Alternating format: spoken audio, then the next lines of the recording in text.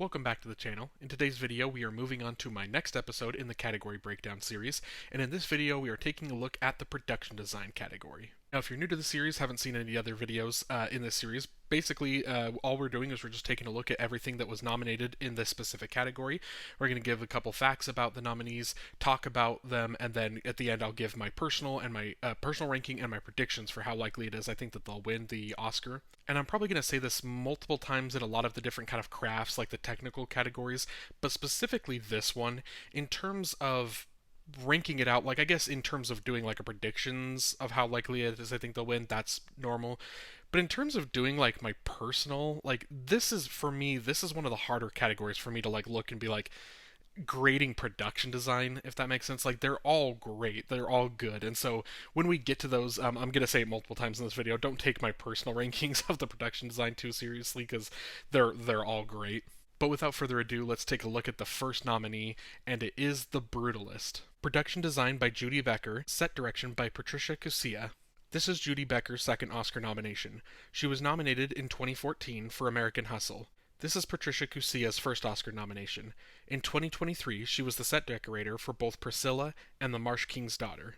And so we're starting right away here with one of the more interesting and intriguing of the nominees to talk about in The Brutalist. Now, The Brutalist, it does have the advantage in the sense of it being like a 3 hour and 45-minute long movie, that there is so much production design in the film. It also has the advantage of the main character being an architect, and one of the things he's doing is building a massive, this community center that he's building.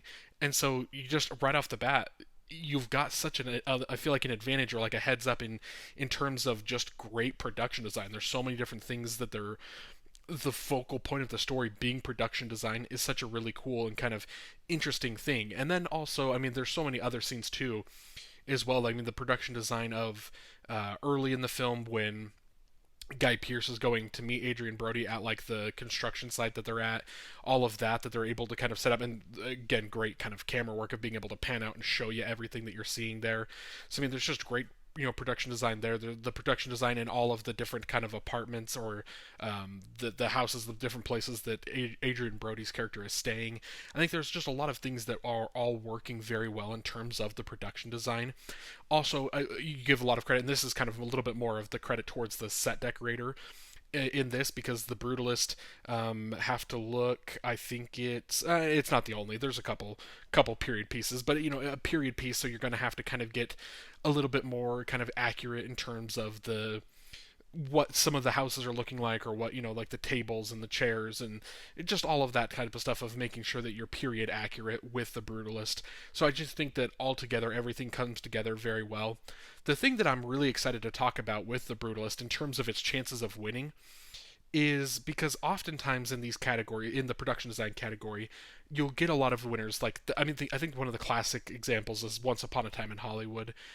Whenever you get any of these films where it's like they're recreating Hollywood, they're recreating these iconic things that the voters know, or things like that, where it's like you're doing a little bit more. It's not just like this fantasy thing, you're creating more of that, recreating things that the voters are familiar with. I think kind of gives you an advantage in that category. This year there isn't any that fits that exactly. But the Brutalist, I think it's kind of adjacent to that in the sense of, like I just said, where such an important figure, such an important part of the film is the production design. It is, like, that is a character in itself in the story, I think is something that, could give the Brutalist, I think, a very big boost.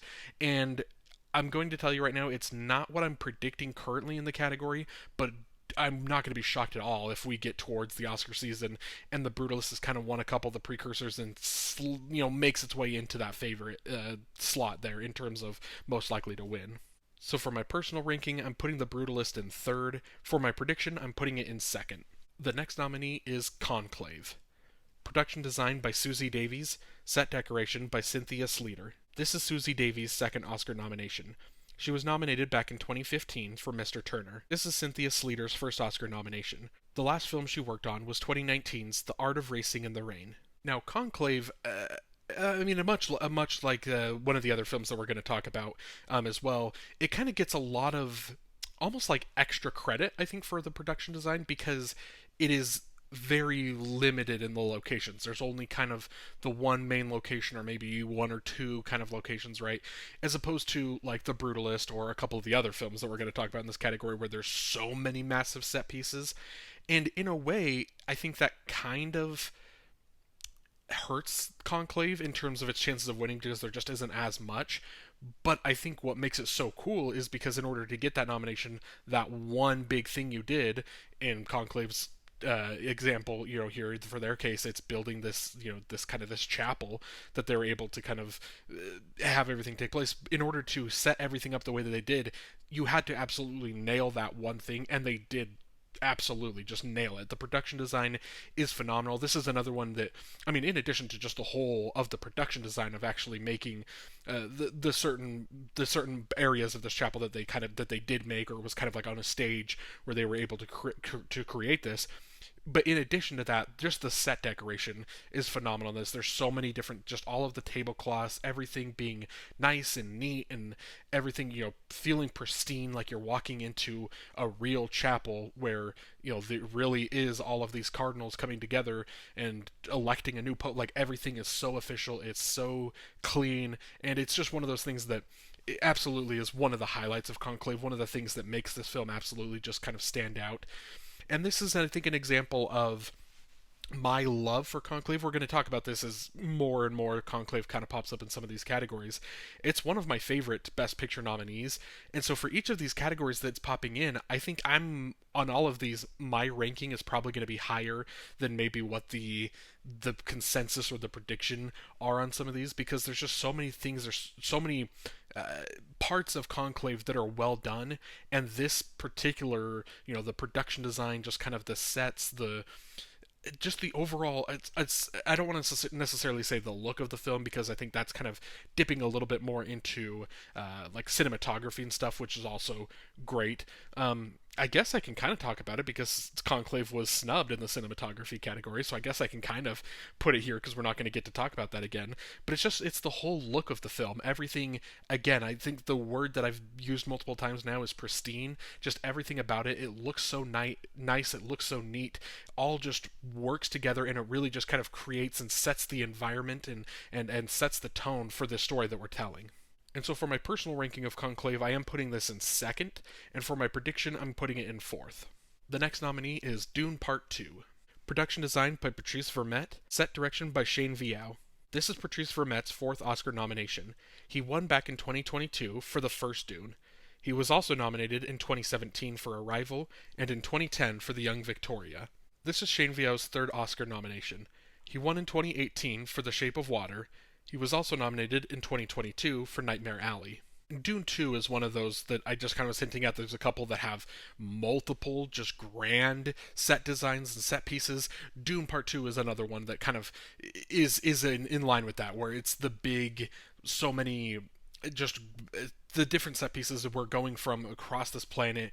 We're getting into the different kind of the houses, is the term that they use in Dune, where you're seeing how the different houses, how they all live, how, what their how, again, just their housing, what that is like. Each one has this like unique and personal feel to the set design, and for how that all comes together. Now Dune Part 2, I think, also has kind of a great narrative for it, because again, obviously the first Dune won for production design, and but it also, I think it has this example of this, and there's another film as well that's coming up, I guess both of the next two really, in a sense, that they're these fantasy, these fiction stories. They get to kind of create and craft their own thing, right? And so, for example, I mean, The Brutalist obviously isn't, based off a true story, but it's surrounding just real life people. It's just following humans here on Earth. The Conclave obviously is just kind of following these cardinals in Rome. Like, it is very much the same. Like, it is a real grounded thing. Dune Part 2, you're on this different planet, and so you have this whole different kind of world that Denis Villeneuve gets to play with here. This whole different vision that he gets to have for how this world looks and how the set decoration and how the entire production design, how that creates the characters of the story, how it is able to push the story, push the narrative because of the world they're living on, and how, again, just this production design, how that kind of affects them. And so with Dune Part 2, again, just being able to create all of those brand new kind of these, and obviously it's based off of a book, right? So you're kind of basing it off of what the story is saying, but you get a lot of the liberties of kind of how you're envisioning it when you read the book. If you're Denis Villeneuve, this is how we're going to create this is how we're going to craft this scene. I think you get this ultimate freedom, and you're able to do a whole lot with it. Now, it is worth talking about with Dune, because we talk about the original Dune winning the production design category. Obviously, there is a lot of similarities between the two. Obviously, it's just a continuation of one story, so you're going to have similar set pieces. You're going to have some that are like the exact same set pieces from the first one, but obviously you're going to get a whole lot of new, kind of the Colosseum, where like Austin Butler's characters introduced, kind of the I don't know exactly what it's called, but just the conference room. I guess it's not a conference room, but the final room that they're kind of in at the end of the film, with the big kind of showdown at the end, is very well spaced out, and it's very well lit, and everything is just, it looks great. So there are unique and new sets. But I do think this is one of the categories that we're going to have to look at with all of Dune's categories. The categories that won last year, and it's also nominated this year, does it have what it takes to be able to win again? Does it have what it takes to just double up on the exact same Oscar for Part 1 and Part 2? I do think that some of them are a little bit more definitively probably not. There are a couple, obviously, that it just sure, due to the numbers, it just didn't get nominated in some of the categories, right? That it was nominated or won for the first Dune. But I do think that there is something that you kind of have to weigh there. Is it fresh enough? Is it new enough? Is this something, do we need to award this franchise twice consecutive films for this? Is it new enough? I do think that this is one of those categories where I think it has a better shot than others, but I still don't know if I quite see it. It's going to have to win a couple precursors for me to really kind of feel comfortable about Dune Part Two's chances, really in any category, but in this one as well. For my personal ranking, I'm putting Dune Part 2 in fourth. And again, like I said at the beginning, my personal rankings on these don't really matter. The production design is phenomenal in Dune Part 2. And for my prediction, I am putting it in third. The next nominee is Nosferatu. Production design by Craig Lathrop. Set direction by Beatrice Brent Nerova. This is Craig Lathrop's first Oscar nomination. He worked on all three of Robert Eggers' previous films: 2022's The Northman, 2019's The Lighthouse, and 2015's The Witch. This is Beatrice Brent Nerova's first Oscar nomination. She also worked as the set decorator on 2013's Snowpiercer. Now, Nosferatu is kind of fascinating in a lot of its categories. Obviously, it's nominated, I think, 4 nominations, right? And they're all in these kind of crafts categories. It's interesting how, probably, we're going to talk about it, cinematography is maybe its best nomination that it got, and it's probably the one that maybe has the best chance of winning that category as opposed to others. So it's interesting how that is the one thing that is like so well regarded in this, and in a sense, I don't know if it possibly hurts it in some other categories, because of, again, the entire purpose, the entire point of Nosferatu is it is dark. There is, the tagline on the poster is like succumb to the darkness. It's a whole point of what it's trying to be. And so you get, like I just talked about, makeup in the last video on the channel. I talk about how so much of Count Orlok's makeup design is being hidden in the shadows, and it's something that it's kind of only revealed in certain shots, and once you get to the end, you kind of get the bigger grand reveal. I think there's a lot of things, like particularly when they're in Count Orlok's castle, there's a lot of scenes where, because of how dark it is, you're not getting to appreciate as much of the production design. But then when you do get the shots, because obviously there will be some shots in the daytime or some shots where the light is reflecting in the perfect way to kind of illuminate a little bit more, you do see the amazing production design, particularly in Count Orlok's castle. This is the main thing I'm kind of talking about when I'm talking about the darkness, is just kind of wherever Count Orlok is, right? But I do think that cinematography choice of kind of keeping it a little bit dark, I wonder if that's something that does it kind of hurt its chances in this category because you're not getting to appreciate it as much? Or is it kind of like how I was kind of saying with the makeup? I think it almost enhances it because it's not just in your face the entire time, and so when you do get the glimpses, when you do get the shots of how great it looks, it you kind of are appreciating it a little bit more. Kind of an interesting thing that I don't know if, just a thought that I had, that I don't know if it really kind of matters, if it actually is going to impact any sort of voters in the way that they view the production design. Because it's also, there are so many other things just again outside of Counterlock's castle where we have the different houses that they're in early in the I mean, obviously really early in the film, but then when they're going to Aaron Taylor Johnson and Emma Corrin, when they go to their house, great production design. It's kind of like I was talking about a little bit earlier here with Nosferatu, and then with the Brutalist, those being kind of like the period pieces in the category. You have so much period piece. Kind of crafting the house to the times, and again, so much of this is where the set decoration, that where they really come in and shine. I kind of mean as well as the costumes, but it's like everything else that you're doing with these characters to create that full experience and the full immersion of this, being taken place in another country in another, another century, and really kind of creating this believable thing that you're here, you're in this country, you're in this century, you're watching something that is taking place here, and you're believing it because of the way it looks and the way that so many of the scenes are. I mean, the sets particularly are built, and then the way that the scenes all come together through that set decoration. So there's a lot here with Nosferatu that I think is very exciting and that works super well for the production design category, and I'm glad that it was able to get this nomination. With that said, though, I am going to be putting Nosferatu in 5th for my personal ranking, and I'm also putting it in 5th for my prediction. And the final nominee is Wicked. Production design by Nathan Crowley, set decoration by Lee Sandales. This is Nathan Crowley's 7th Oscar nomination, and he is still looking for his first win. He's awarded the most in his collaborations with Christopher Nolan, 2021's Tenet, 2018's Dunkirk, 2015's Interstellar, 2009's The Dark Knight, and 2007's The Prestige. He was also nominated in 2019 for First Man. This is Lee Sandales' 3rd Oscar nomination, and he is looking for his first win.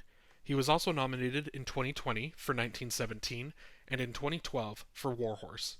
Now, with all the previous nominees, I'm talking about how it's hard to kind of look at these and judge production design. I feel like that's kind of a hard thing to judge because it's all so well done. I do think Wicked is the one that I think for me, and for it seems like a lot of people, it is the one that really stands out. There's a lot of things about Wicked that, I mean, you just hear the buzz and you hear how much everyone is loving this film. People are over the moon. Like, there's some people that, think it should be in kind of in that best picture contention, and it should be in that race. And so you have to kind of look at, like, okay, well, what are the things? And obviously a lot of it is the acting is a standout, and it's, the songs is a big thing. Just the story, so I guess the script in general is something that a lot of people are really over the moon for. But there is a lot of criticism over things like the direction, the cinematography. And so there's these things where you're looking at some of the crafts and it's like, okay, well, if we're kind of knocking the film in some of these categories, what are the things that's really propelling it, and what is making it this joyful experience for a lot of people? And for me, I think the big thing is the production design. Being able to create the world of Oz, and to being able to create Shiz, and being able to really kind of, again, I haven't seen the play, so I'm not being able, probably not a great example of being a resource of being able to say what is different from the stage play as opposed to what they do here in the film. But to being able to kind of take what you did have on the stage, being able to realize it and pull it back and put it on a bigger, grander scale of being like, now we have this whole creating this whole world, right, that we're putting in, and just absolutely, I think, nailing the production design. It is up and away from me. I mean, I guess I don't want to say up and away because, like I said earlier, there's so many great things about Wicked.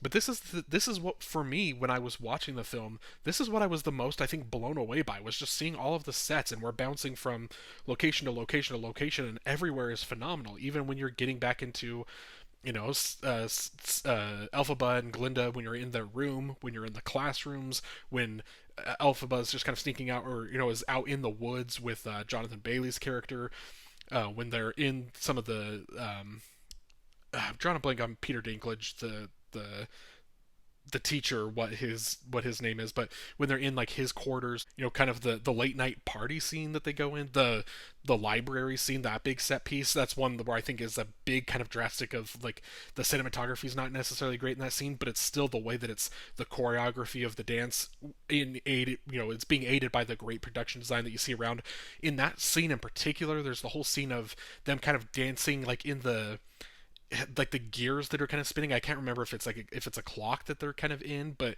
there's so many different kind of cool shots that they're able to do in Wicked. There's so many individual unique set pieces that they're able to bring and put in here that I just think that for me the production design is what really kind of helps you buy into the world of Oz. And this isn't even mentioning that once we get to the wizard, like once we get to the end, that whole new set piece for the final, I guess it's probably like a solid 45 to 50 minutes, kind of that last third act of the film, is in a whole new set piece that we haven't been exploring to this point. So there's so many just unique set pieces. There's so many cool things that they're able to do in this film because of the production design. And for me, that's one of the things that I think blew me away the most with this film, and it was one of my favorite aspects of the film. So with that said, I am putting Wicked in first for my personal ranking, and I'm putting it in first for my prediction. And that's it. Thank you so much for watching this video. Let me know down below in the comments below what you think of these nominees, and if there was any films that you think were snubbed that should have gotten into this category. And also let me know down below what categories you're interested in seeing coming up next. I can tell you that for sure tomorrow is another category breakdown, and then there might be a day or two next week where we kind of are doing something a little bit different than category breakdowns, but this is what we're in the full swing of up until the Oscar ceremony on March 2nd. So just let me know all of that down below in the comments, and if you'd like to like the video and subscribe to the channel so you don't miss any upcoming videos in this series, I would greatly appreciate it, and have a great day.